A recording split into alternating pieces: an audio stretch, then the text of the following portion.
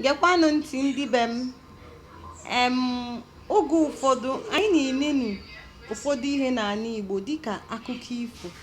Akụkọ ifo n'oge mgbe ochie bụ ihe eji arụtụ aka n'ihe nwata na-eme na-adịrọ mma, n'ihe a chọrọ ịkụziri nwata. Mana oge ikpeazụ a anyị na-enezi onyonyo nke akpọrọ fim.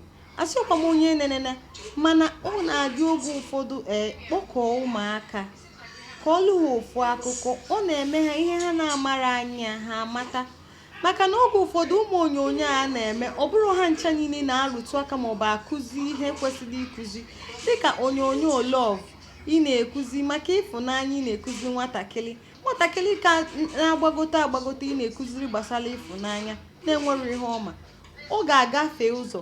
Mana mgbe ahụ ịkpọrọ ya kọọlụ ya akụkọ ifo dị anya, nwere uru ọ na-aba.